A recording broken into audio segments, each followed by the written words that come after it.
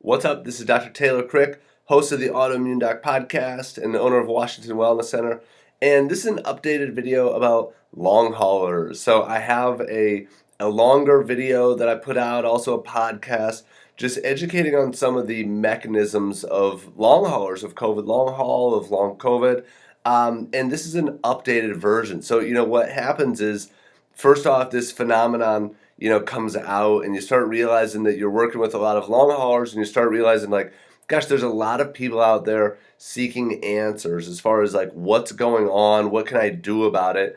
And it's like, gosh, I got to put out a video explaining some of these mechanisms and explaining some of the things that I've been seeing.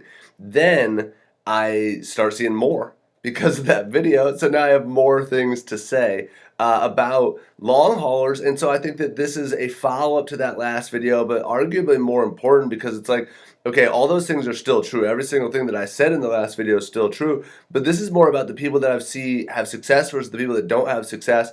And just some of the things that, separate them, some of the things that we do, some of the things that have, fleshed out to be more of the more prominent mechanisms or things as well.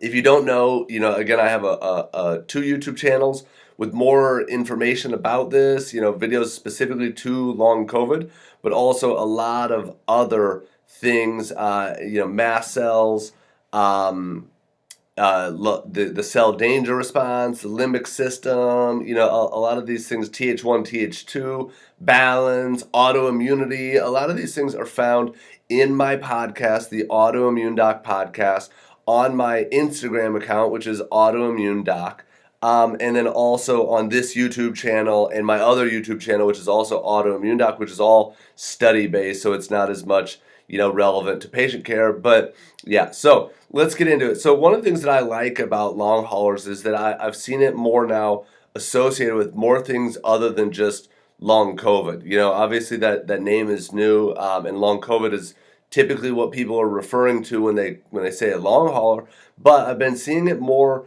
recently applied for people with other, causes. So COVID obviously meaning the actual virus. Now the second one down there, I'm not going to say it out loud, but I've seen people that have not had COVID, but they have had this, and they have the exact same symptoms. In fact, it's incredibly, incredibly common. So obviously it's a very polarizing topic that everybody has an opinion on one way or the other. I was actually just talking with one of my supplement reps who we were at a seminar together, and I said one of my favorite things about the seminar was that there were clearly two people that had opposite opinions, but they were still loving, hugging, and best friends with each other. And I said, that's science. You should be able to have your opinion. I should be able to have mine. But if you work in a practice like mine, you see a higher percentage of people coming in with these incredibly weird symptoms that are timely and chronologically related to this intervention. So you see what I'm talking about there. Mold. Mold's another one that, mold patients have been long haulers way before COVID ever existed. Chronic fatigue and other things that are mold related. Lyme is another one that, people fall into that same ballpark. So these are the long haulers, and they tend to be the people that have problems with COVID long haul as well. So certainly a relationship between these things. Epstein-Barr virus is another one that we're starting to see more prominence to, that it can reactivate from COVID. That virus can reactivate and cause, maybe some of the symptoms that long haulers are experiencing. And I think that one of my points of this whole video is going to be that there's all different things. So, people will text me all the time and say, I heard this supplement's good for long haulers.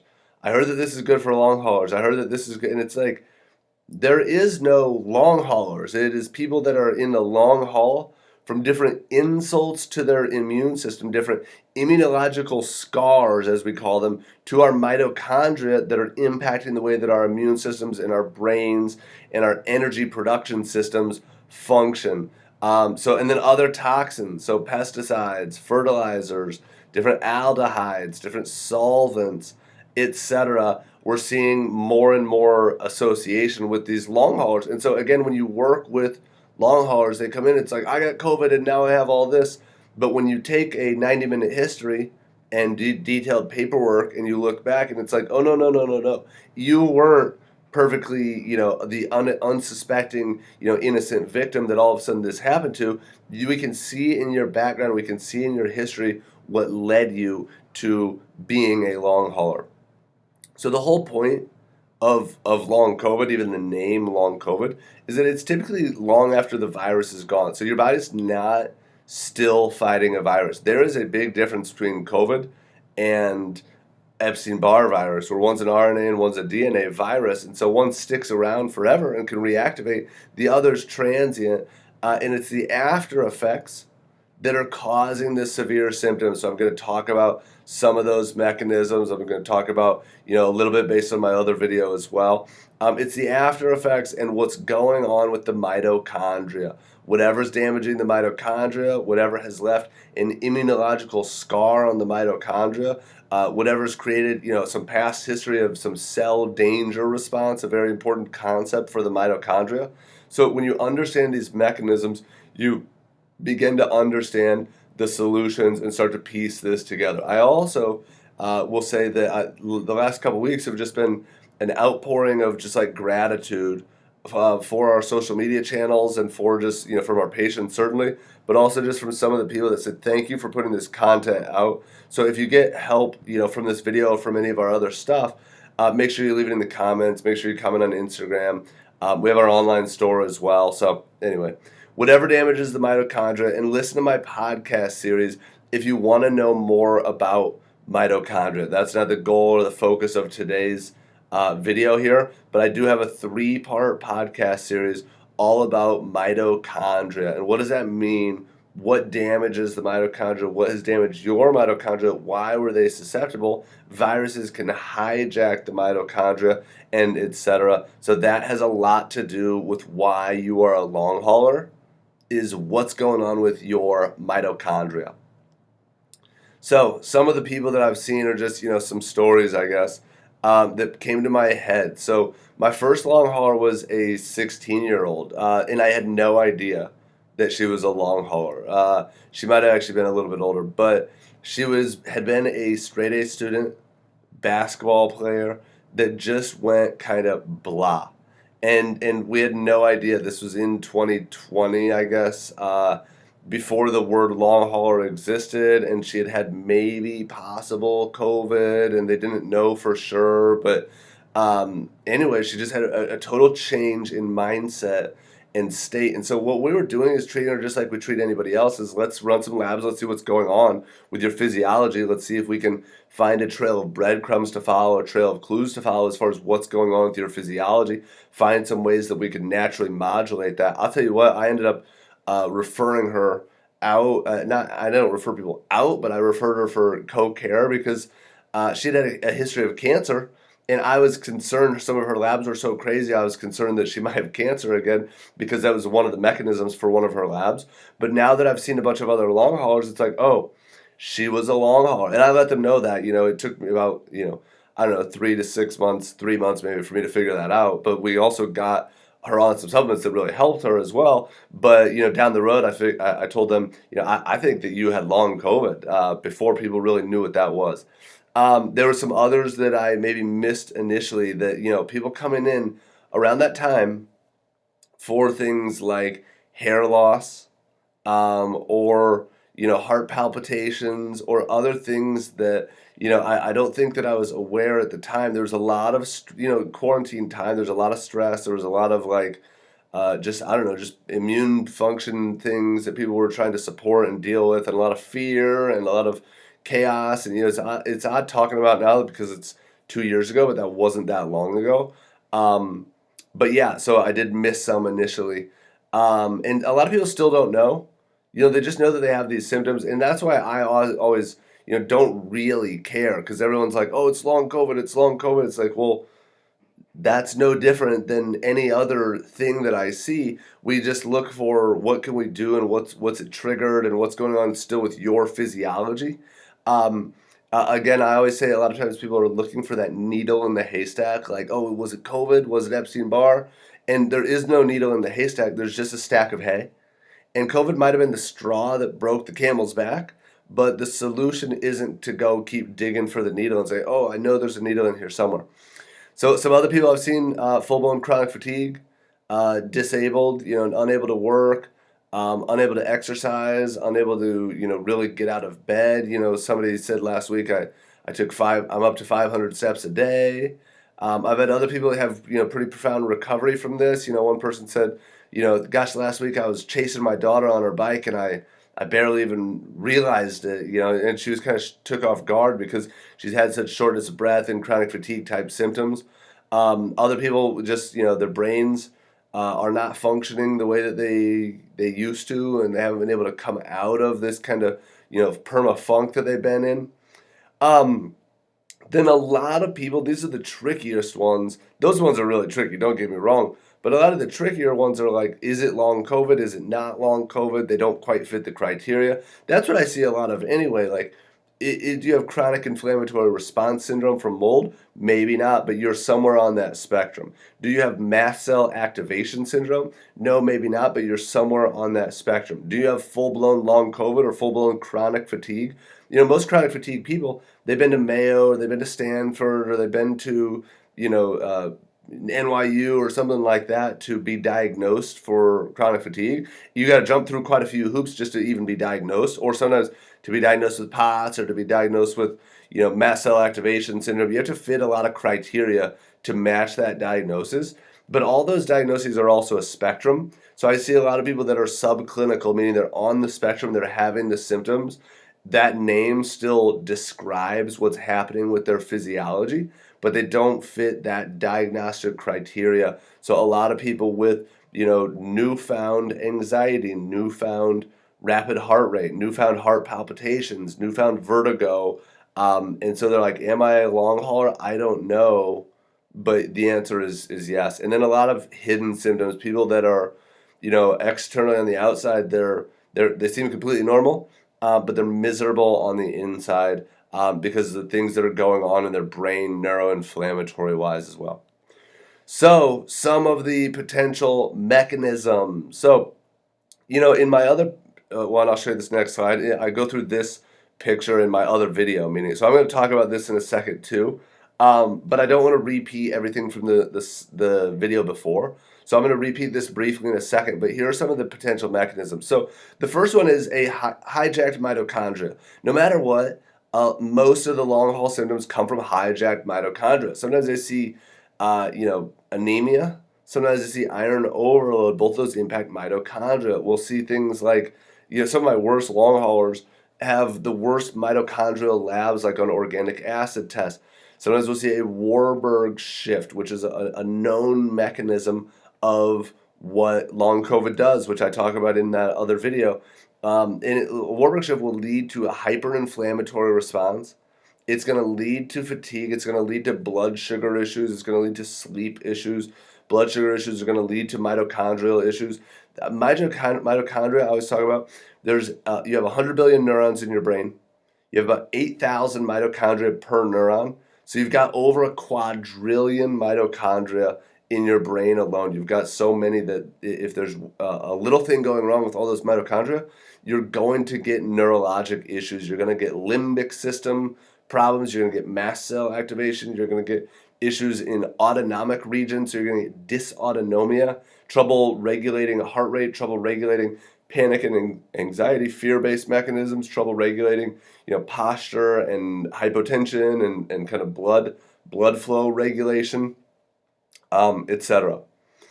There's also a lot of reactive oxygen species, so a high need for antioxidants. As one practitioner said with this long hauler stuff, she said these things gobble up antioxidants. They eat up antioxidants because there's just a lot of oxidative stress. Now, oxidative gets all the fame. So vitamin C, glutathione, very, very important.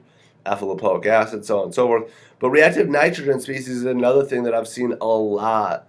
The no-ono cycle, which nitric oxide gets interrupted or interfered with. So sometimes you get too much nitric oxide, sometimes you get too little, but then you get this peroxynitrite, which is an ono. So this no-ono cycle gets turned on. The no-ono cycle, as made famous by somebody named Martin Paul, he hypothesizes is a mechanism of chronic fatigue, is a mechanism of multiple chemical sensitivity, both of which match up in a lot of ways with these long haulers. There's a lot of GABA and glutamate and acetylcholine that's involved with this. So I think that along with the reactive oxygen species, it's nitrogen as well and nitric oxide. Depleted glutathione, so COVID depletes glutathione. And if you have already depleted glutathione, it leads to more of a hyperinflammatory response. And I talked about that in the other video. There's a lot of research coming out about that from early on. But glutathione can get depleted by pesticides, molds, other aldehydes, just other toxins. When you're exposed to toxins, it depletes your glutathione. Also, when you have just generally like biofilm infections or epithelial inflammation, gut inflammation, sinus inflammation, lung inflammation, will deplete glutathione, and mycotoxins deplete glutathione. Heavy metal depletes glutathione, so that's a very, very, very, very important mechanism. Then you can have gut, sinus, or lung inflammation just in general. So that activates mast cells. It disrupts the gut microbiome. There's a release of LPS, and you can have a new onset of shortness of breath or asthma. This is a major one. I've seen some long haulers that are out there taking all the long hauler supplements, trying all the things for their brain, everything that Dr. Google could ever recommend. And what we find is that when we fix their gut, all their neuro symptoms go away. Their anxiety, their vertigo, their panic, things like that go away, or their depersonalization rather. But just their kind of weird feelings. Sometimes just people state it in a different way, like, I feel like I'm not really here. I feel like I'm not myself. I feel like I'm getting dumber. I feel like I'm walking on air. I feel like the room's spinning. I feel like nobody else can see it, but I feel like in my mind I'm freaking out. So kind of this inward panic. But a lot of that comes from the gut. So an often overlooked place for long haulers is healing the gut. Mast cell activation. Again, that one's in the last video quite a bit, but that's going to drive neuroinflammation. Mast cells in the brain drive neuroinflammation. It's going to drive fatigue. It's going to drive brain fog. It's going to drive a lot of joint pain. It's going to drive a lot of reflux. It's going to drive a lot of heart palpitations, different things like that. Then there's also the Th1, Th2 shift, which can allow viruses to reactivate. So like Epstein-Barr virus, for example, but you get more Th2 because of more inflammation in the hollow spaces, which is less Th1, which can allow those other latent viruses to reactivate. Or autoimmunity. This is a huge one that research is finding more and more about. COVID is kind of like mold. They're discovering that it's like the ultimate antigen, that it turns on a lot of other autoimmunity by triggering such a strong immune response, and just different immune responses that then get misdirected towards other self-tissue antibodies. And there's some cool things coming out. There's something called glycan sulfate that is really interesting. I'm not going to expand on that right now, but it's like saying that when you get COVID, it expands something called glycan sulfate, which increases the antibodies to hundreds of different pieces of self-tissue, and they're just associated with more and more autoimmunity. It was dubbed at the very beginning SARS-CoV-2 the autoimmune virus. So we get new self-tissue antibodies. We also get new autoimmunity. So yeah, good thing I put this in here. So I had somebody, I want to say like 24 years old, very, very young, and they wanted to come in as a patient. His mom had been a patient years before and had really great success with several like really crazy things that we dealt with. We always joke because she had 2 testimonials on our YouTube channel. One was like amazing, and then we didn't see her for a year, and then she had then something flared, and then she had another one that was like amazing again. But anyway, her son, young, fit, active, healthy guy, and I had a consult with him, and right within like 15 minutes, I cut it off and said, you need to go get this checked out. And I think he had new onset type 1 diabetes. So I referred him out, said, you got to go, they're in Texas. I said, you got to find your primary care, go to the hospital, urgent care. He had blood sugar in the 600s as his highest. He fasted for a while. It came down, but it was still like in the 300s, 400s. So it was a new onset type 1 diabetes. And who knows if it's going to stay. Maybe it'll be transient. Maybe it'll go away. But it was out of my scope. And I said, you need to go get properly diagnosed. So that is possible. So this is a picture from the last presentation. So COVID, triggers inflammation of those spaces. I mean, I think we know about lung inflammation, gut inflammation's, a very prominent one. Sinus inflammation's another one that a lot of people say, they just have, ongoing runny nose afterward, or if you had, allergies, or if you had already ongoing stuff, is really going to flare this. There's a couple mechanisms to that. Turns on Th2 cells, which are T cells. Turns on ILC2s, which are innate lymphoid-like cells, type 2, both of which turn on like interleukin 4, interleukin 5, interleukin 13, and just turn on this kind of immune response that triggers mast cells and can drive this histamine reaction, which can drive leaky blood-brain barrier, could drive leaky gut, could drive mast cell activation in the brain. And those are a lot of the symptoms here: fatigue, the heart palpitations, achy muscles, inflammatory things, headache, migraines, brain fog, anxiety, reflux, digestive symptoms. And then that can also drive TGF beta, transforming growth factor beta, one of the most important markers that I talk about in the old video. That's a sign of reactive oxygen species. TGF beta also depletes glutathione. So do Th2, so do ILC. If you get this inflammation, that's going to deplete glutathione as well. That leads to a lot of reactive oxygen species, neutrophil extracellular traps going around trying to get rid of pathogens and damage, clear damage. Then you get more microvascular damage. So that's some of the blood flow things that are still really relevant. But a lot of these underlying mechanisms, I think, lead to that. But the microvascular damage, all these roads, the point, I guess, I don't need to just read this chart. All these roads lead to neuroinflammation and mast cell stimulation, which go both ways. So that could be in the autonomic regions, or it can just be in the psychological regions, or it can be in the balance regions or other things. But a lot of the symptoms that we see are dysautonomia, an imbalance of the autonomic nervous system. So things that your body normally does automatically, it's no longer doing automatically. Those autonomics have been hijacked, and we're trying to hijack them back and take them back. So that's things like changes in heart rate, changes in blood pressure, changes in temperature, changes in sleep, changes in digestion, also changes of shortness of breath, lungs, things like that. So the most important thing for your healing is to remember these next important pieces. So every single person is different. And I mean that after working with dozens and dozens of long haulers.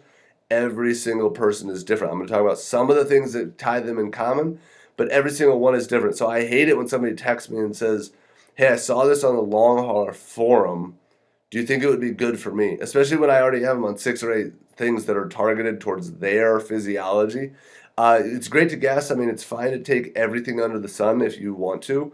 But if you're coming to me, the reason you're coming to me is to allow me to make the educated guesses. I'm happy to discuss them. It's not like my way or the highway.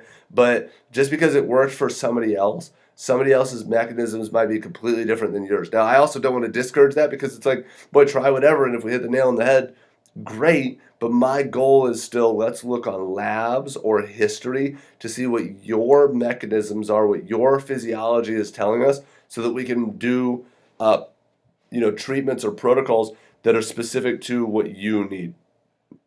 Next, along those lines, there is no long COVID treatment. So some people ask me, like, do you think that we should treat the long COVID or treat the leaky gut first? And I'm like, well, tell me more about what you mean by that. Like, what do you mean by treat long COVID? It's not a disease. It's not an infection. It's not like treating tuberculosis or treating, strep throat or something like that. It's like, and it's not, yeah. So there is no treatment. There is no long hauler treatment. There's a lot of different ideas, a lot of different hypotheses, a lot of different things that practitioners are doing that are working for a subset of people. But there is nothing that encompasses all of these long haulers together. So there's a collection of symptoms that fit into a diagnostic criteria, and there's a timeline that fits into a diagnostic criteria, but there is no one mechanism, so there is no one treatment. This is the treatment. Do not get too wrapped up in some online group or forum saying this helped my long haul symptoms. That person is not you. You absolutely might get lucky and find a solution. I already basically said this, but you need to figure out your mechanisms, and your mechanisms are probably different than anyone else's. And then, as you'll hear today, I guess I've already talked for a pretty long time, but I've seen people get better from probably 12 different things. 12, like very, very, very different things. Sometimes it's more detox support and glutathione. Sometimes it's more adrenal support. Sometimes it's more neuroinflammation. Sometimes it's methylation. Um, Sometimes it's gut, as I mentioned before. But the history is the most important piece. Labs are the second most important piece to figure out your physiology, and then working with a skilled practitioner is the most important thing. Now, I'm not even suggesting that it has to be me, but somebody who if you get to this point of desperation, you don't want to keep trying supplements that you read about online, like this helped some person, this helped another one. Work with somebody that's going to help you figure out your mechanisms, and going to talk to you about your history, going to look through your labs, going to look through all the puzzle pieces you have. A lot of the long haulers I have, they've got amazing labs because they've been to the best hospitals and the best medical centers, and they have the best team of doctors working on this, but nobody's really getting into the weeds and working on it. And I have a few people that, like, they thank me and they're like, thanks so much for getting into the weeds with this. I haven't been able to find anybody else who's willing to dive into the weeds. And I say, hey, the weeds are where we're going to find the answers. So working with a skilled practitioner is the most important thing. And I'd like to think of myself as one of those, or at least I want to be when I grow up. So here are some things. Mold exposure, number one. Mold is by far the number one thing that I've seen in long haulers when I take a very detailed history. There's pretty much always a standout moment in the history where mold exposure was known. And I'm not talking about like, yeah, when I lived in college, I lived in a moldy place. I'm talking about like pretty recent, within like the last year, and it's not always a living situation. Sometimes it's I cleaned a place for a week and my symptoms reflared, or I went back into a place and my symptoms reflared. But it's like, or we did renovation, or we had water damage, like right around the time that this started. So mold is known as the ultimate antigen, and it does a lot of the things that COVID does. It hijacks the mitochondria. It shifts T cell immunology. It stimulates a more of an innate immune response, and sometimes there's not. You don't have the T cells to clear out mold, or you don't have the antibody response to clear out mold. Part of that shift in immunology. It also stimulates the mast cells in a huge, huge way. And it's neuroinflammatory. Drives neuroinflammation. So just, in a history, so if you're a long hauler and you haven't thought about any of these things, think about, do you have any past history of mold exposure? Has your basement ever flooded? Do you keep stuff down in a humid room? Do you, have you ever had a pipe burst? Have you ever felt better when you left your place? And what was that timeline in relation to your COVID, or what was the timeline in relation to your symptom onset? And is there any connection or correlation? I'm not saying there's causation. I'm saying there's connection and correlation. Methylation is another thing that I see very, very often. So mold, methylation. Methylation is very, very complicated, but I see a lot of family members who all had bad reactions to COVID or to related interventions with COVID. And I tend to think of environment with family members, but I also think of genes with family members. And I've seen a lot of genetic reports of long haulers, and a lot of them have a lot of methylation SNPs. Now, that also might be because a lot of us have a lot of methylation SNPs. It's a very common thing to have mutations in your methylation genes, but methylation is very, very important for clearing out toxic insults that come on very suddenly and very rapidly. So methylation is often the reason that a body gets overwhelmed by something rapidly and it can't recover very well. There are a lot of genes involved with this. So some of them, just to list a couple, MTHFR is the most famous. MTRR, COMT, PEMT, HNMT. In all of those, the M stands for methylation. So all of those are very, very relevant to somebody's response and why they are in the situation that they're in. But it's also part of, like, when you go back to mold or other toxins, it's more like, why was my bucket full and COVID came in and overflowed it? because it didn't have much capacity. Methylation might be the reason that the bucket was already full and maybe you didn't know it. Methylation isn't often the solution. I mean, I haven't seen a lot of people that are like, I solved my long COVID by taking B vitamins or taking methylation support, but it's often an important part of the solution. So B vitamins in general, B2, B3, B6, B9, B12, all those really, really relevant. B1 too. I mean, don't skip any. B5, pantothenic acid, my gosh. So I should just say all of them. But B12 especially, B9, folate, methyl donors, B6, methyl donor, SAMe, methyl donor. So methylation is really, really important. Adrenals. This is a really important concept. Hormones versus neurotransmitters. This I've seen often. And adrenal support tends to help no matter what. There's a disconnection happening between the brain, the adrenal glands, and then people have low cortisol, meaning a hormone, but they have catecholamine surges, meaning they have surges of adrenaline and noradrenaline, which can be really confusing because they get these panic attacks. They get these moments of like adrenal flushes, and their heart races really fast, and it's like, oh my gosh, I'm panicking. But it's at times typically when cortisol is at its lowest, like 4 in the afternoon or 4 in the morning, or different times when cortisol kind of dips. So it's not the same thing as high cortisol. And I've seen on long haulers, I've seen adrenal cortisol profiles that are too high. I've seen them that are too low. So it's really, really interesting to look at the nuances between this. And so I talk about gas pedal versus brake pedal. So cortisol is a gas pedal. When you talk about if you're stressed, it's going to raise cortisol. It's also going to raise adrenaline and norepinephrine, which is also known as adrenaline, and norepinephrine. So those are all coming from the adrenals, but one is a hormone, and it's coming from the cortex, and two are neurotransmitters coming from the medulla.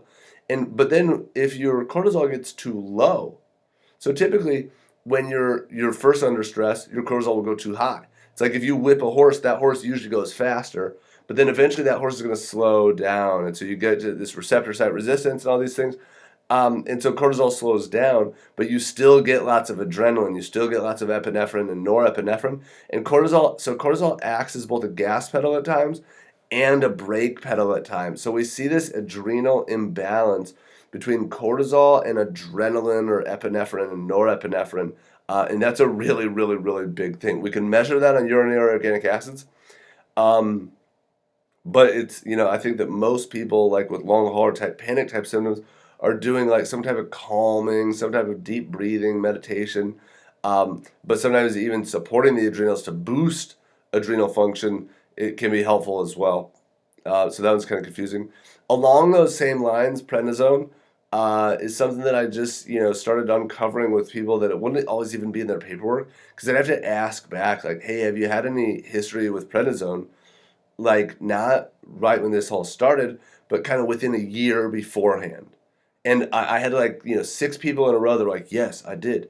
Yes, I did. Yes, I did. I had a blah, blah, blah a year before. Or like I had this like the November before. So that's really, really interesting because prednisone basically shoots the adrenals. They say that it can take a year for cortisol to recover from prednisone. I've had to go on prednisone. I talk about it in some of my other videos. Sucks, don't really like it, but it really affects the adrenals and cortisol. So I think that that's another thing, just looking back through clues as to why you're a long hauler, prednisone usage, can sometimes be one. Then dysautonomia, I mentioned that a little bit, but that's obviously really common. So I just want to throw some things out there. So some ways that you could hijack your autonomic. So your autonomic nervous system has been hijacked from you. It should work automatically, and it's not. So you have to hijack it back. So vagus nerve stimulation has been very helpful for a lot of people. I've had a lot of people just say like, oh my gosh, I love that thing. Another one is contrast showers. So and I think that that's really good of like, what you want to do with this is to hijack your autonomics. The way to hijack them back is to challenge the balance between stress and relaxation. Stress and relaxation. And so contrast showers are a great way to do that, going from hot, where you're comfortable and safe, to cold where it's like, oh my gosh, I do not like this, and then going back to hot. It's different than just getting in a cold plunge, with which the benefits are many of cold plunges, and they're very similar, like to epinephrine, norepinephrine, dopamine. But with the contrast showers, it's more about going back and forth, and challenging that stress response, and then saying, "Oh, now I'm comfortable," and then challenging it, and then saying, "Oh, I'm comfortable."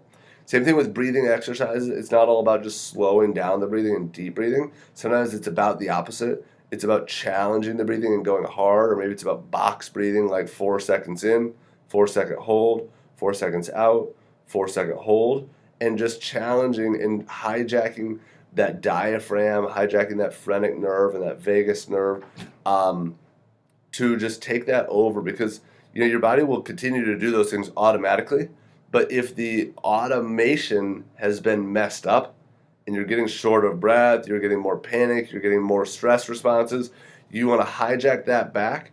And so taking control of that in any way just helps regain that balance. Meditation is another one that I think goes without saying is really good for a lot of stuff.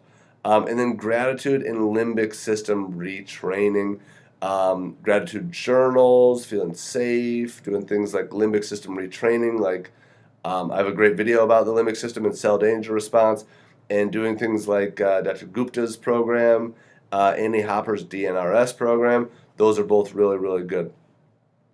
So another one that was seeing often, EBV.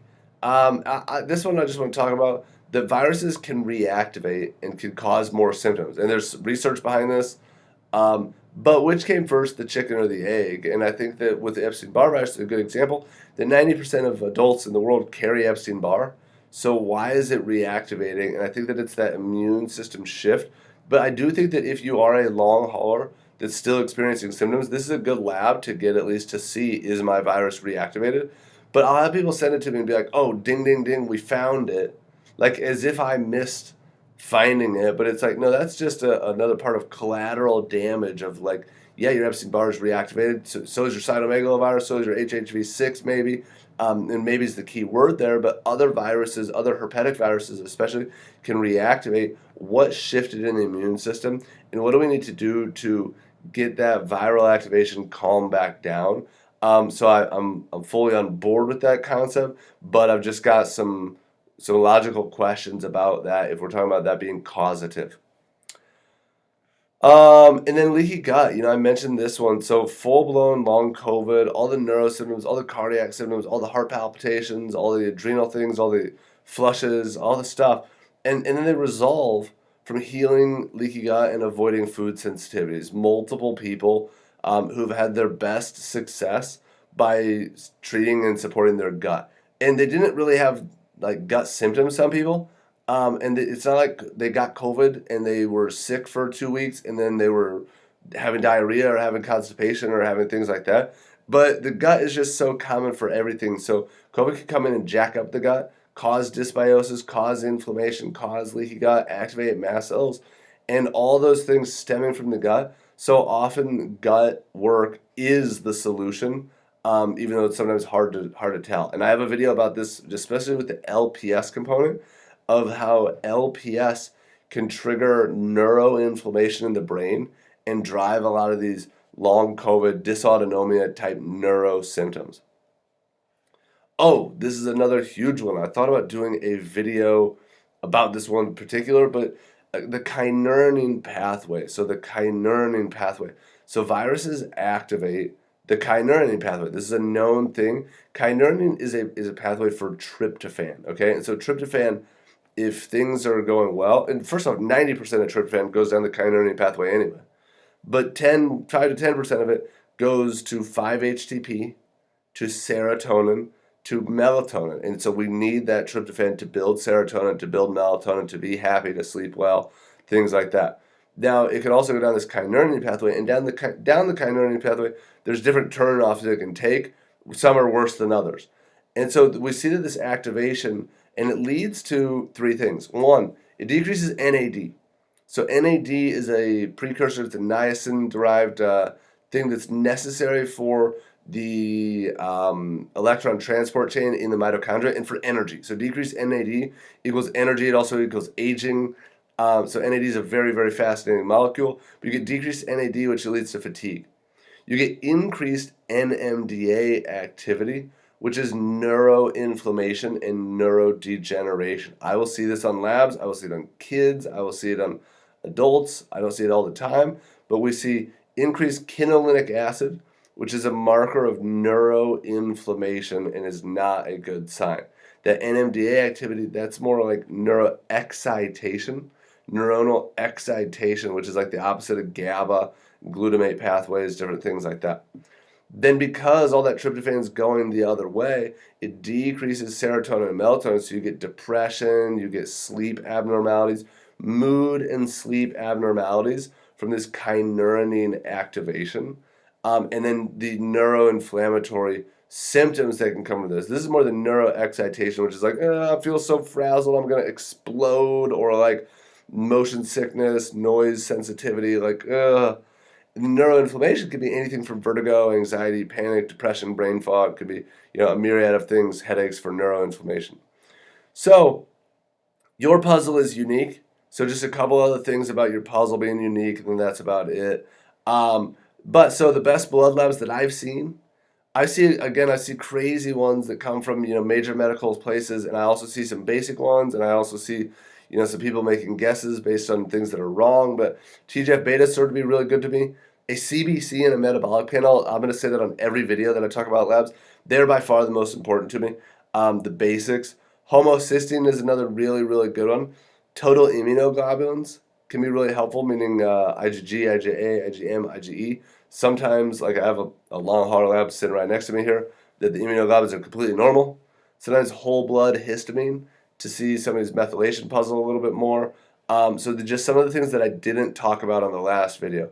All the things I talked about in the last video, still really helpful. Any inflammatory things, any omega checks, any candida, any urinary organic acids is still the most helpful to me. A stool test, I didn't put that on here. I said leaky gut, LPS.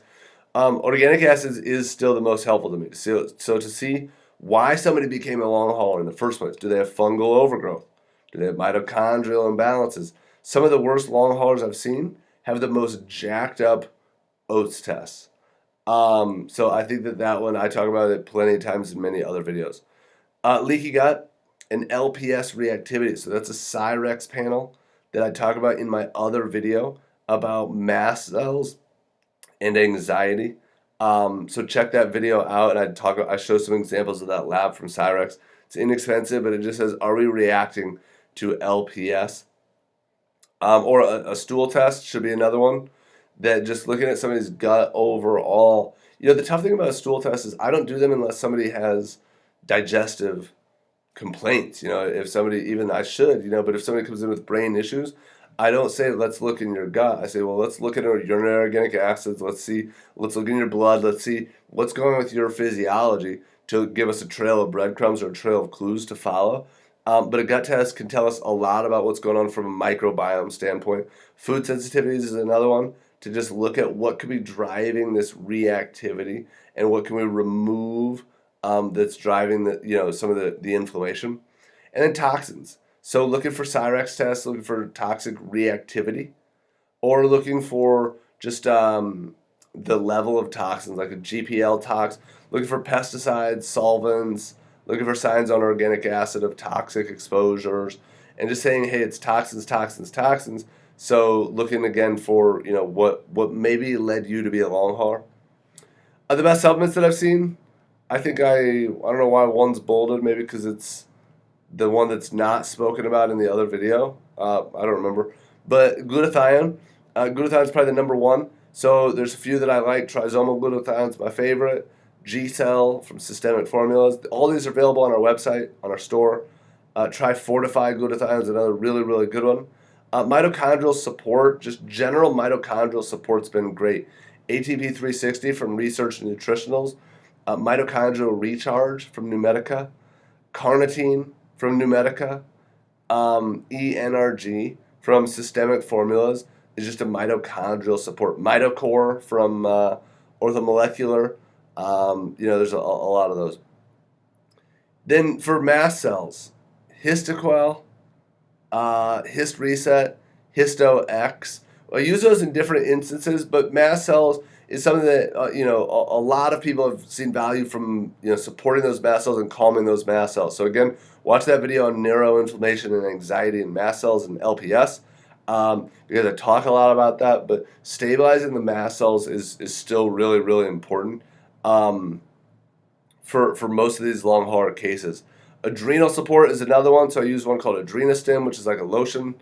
Adrenamed is another one, or True Adapt Plus from Orthomolecular that has some licorice. Licorice extends the half-life of cortisol. Also has some adrenal glandulars, also has some adaptogens in it, so those have been really good. Nitric Balance has probably been the one that I feel like is most missing from online forums and stuff like that. So it has things like huperzine, alpha GPC, a little bit of carnitine in it, but it's all designed, vinpocetine, so all designed for the nitric oxide system, the no-ono system, and the three isomers of nitric oxide: cytokine-inducible nitric oxide, that's INOS right there, endothelial nitric oxide, which is eNOS, and neuronal nitric oxide, which is nNOS. Then neuroinflammatory things. So two that I've seen had great success with: Neuroflam, which is from Apex. I actually use Neuroflam NT, which is Neuroflam neutral, and Brain Reset from Pure Encapsulations, both designed to support like neurogenesis and synaptogenesis and blood flow to the brain and just general neuronal function. But that's really, really, really been important to calm the neuroinflammation. And then, fish oils are very, very necessary. So I'll use RPM, which is an SPM product, a specialized pro-resolving mediator product, or I use just fish oil like Ortho Omega from Orthomolecular.